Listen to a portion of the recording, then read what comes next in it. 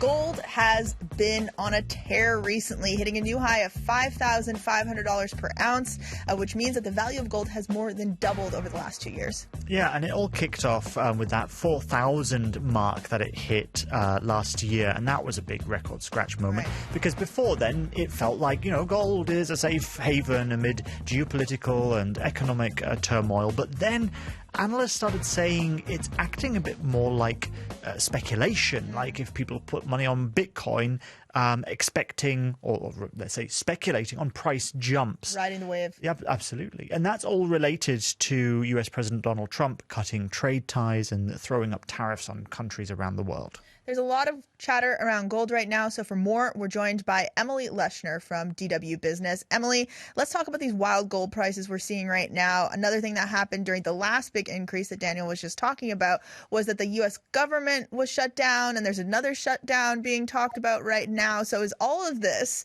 just deja vu?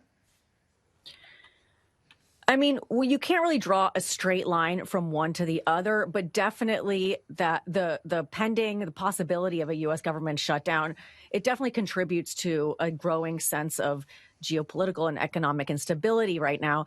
And that instability and that uncertainty that comes with it is what is really driving the price of gold at the moment. And if you look back historically, the price of gold hasn't always risen during the time of a U.S. government shutdown. It did last year in October and has been rising consistently since.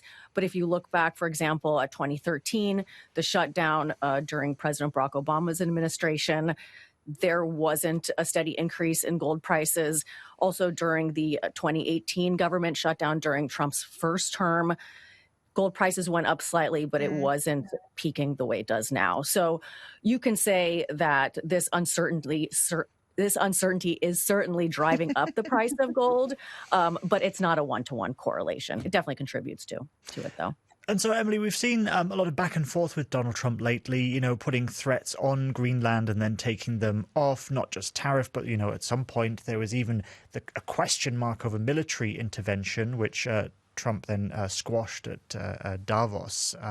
So has this also had a knock-on effect on the gold price as well, or has it held back a little bit from that?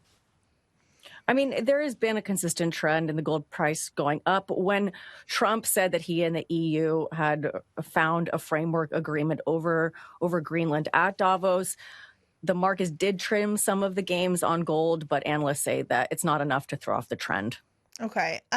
And one of the reasons that we're talking to you about gold today is because it's not just this wave of gold price increases that we want to talk about, but also you've been looking at, apparently, Germany right now storing its gold in the U.S., but talking about maybe repatriating it. Walk us through this. How did so much German gold end up in the U.S.?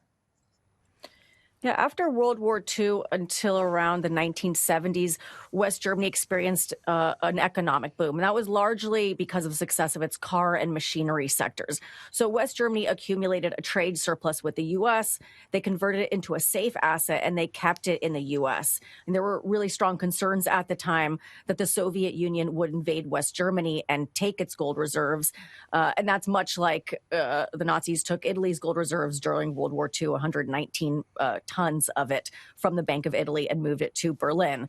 So Germany also has gold in London. They have some in They had some in Paris up until 2017. That was all brought back, though. But 37% of its total gold reserves are in New York. It's now worth an estimated 162 billion euro, which is a nice chunk of change. But that gold has always stayed there in the U.S. because Germany has had perhaps up until this point, a very trusting relationship with the U.S. And it was seen to be much safer to keep it there than to keep it over here in Europe. But over the years, Germany has tried to repatriate, or has repatriated some of its gold back. It brought back all of its gold from Paris 3 years ahead of schedule. It also brought back some of the gold from New York between the years of 2013 and 2016. It brought back around 300 tons of it, but there are still about 1,200 tons that remain in New York.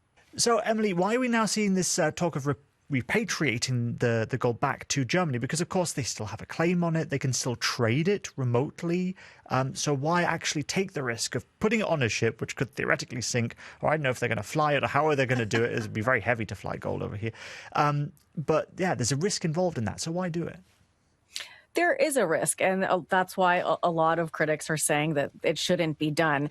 I mean, it's very typical for central banks to have gold reserves. Germany is not unique in this. Has the second largest gold reserves after the U.S. The third country is Italy. So there aren't real calls to bring it back at the moment. There are a lot of difficulties in bringing it back. So it's not as simple as some of those who want to repatriate it might make it seem. And Emily, this isn't the first time that Germany's wanted its gold back, right? So I'm wondering, is this related to the Trump tariffs or threats of tariffs or trade relations in general? I mean, I'd say maybe it's a bit of both. It's tied pretty solidly to the unpredictability of the Trump administration, and this is pretty evident in those who have been calling, in what people have been, in those who have been calling for the gold, what they've been saying. So if you just take a look at some of those voices, one is Manuel Monch. He's a former head of research at the Bundesbank and an economist. And when he was making the call to repatriate the gold, he was talking about how it would be necessary for greater strategic independence from the U.S. So in that sense, right, that is very much tied to trade relations. Then there's Katharina Beck. She's a finance spokesperson for the Green Party. And she said that Germany cannot become a pawn in a geopolitical dispute. So there, again, she is alluding to the unpredictability of Trump. Maybe he would, use the gold as leverage in some way. Then there's also Michael Jäger. He's a head of the European Taxpayers Association, as well as the Association of German Taxpayers. And he said that Trump is just unpredictable. He does everything to generate revenue.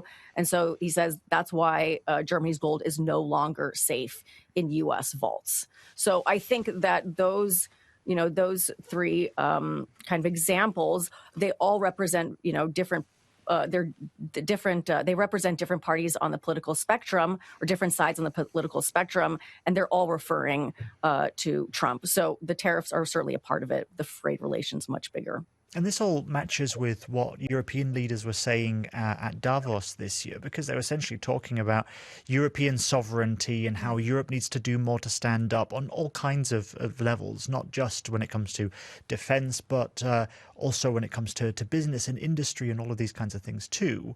And at Davos, Trump made it sound like, while Germany has problems, he doesn't blame the current chancellor. So, where are we at the moment with the relationship, especially that kind of economic relationship, the risk of tariffs when it comes to Germany and the US, particularly with Trump? Now, of course, any tariffs would be on the EU, wouldn't be on Germany specifically, but having that strong connection between Germany and the US could play in Germany's favor, perhaps? What do you think? I mean, it could theoretically, but Stefan Cornelius, who's a spokesperson for Merz's coalition government, said that the government is not really considering repatriating the gold right now. I mean, certainly Merz and the CDU, they don't want to escalate things further by bringing the gold home, but especially at a time when it's unlikely that the German government would actually cash in on that gold. Because there is a lot of gold also sitting in Frankfurt. The gold that is in New York is 37% of Germany's gold reserves, but there's a gold in London and also in Frankfurt. So if they were going to cash in on this gold, it'd be much easier to do it with the gold that's sitting in Europe than with that in New York. Hey, it's Cassandra and Daniel again, and that was just a sneak peek of our podcast, The Dip. And if you liked what you've seen, you can find the full playlist to our podcast wherever the playlist is on your YouTube player. Might be over there, might be down there. Wherever the playlist is, you can find us. Or you can listen to our full episodes on a podcast player of your choice by clicking the link in the description or scanning the QR code that is on your screen right now. But until next time, you've been watching The Dip. Bye-bye. See ya.